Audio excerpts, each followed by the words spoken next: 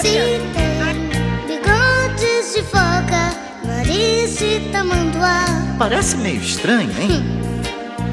Também um bico de pato e um jeitão de sabiá.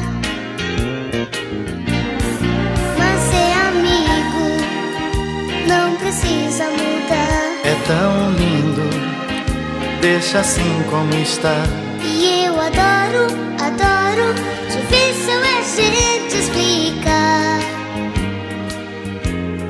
que é tão lindo.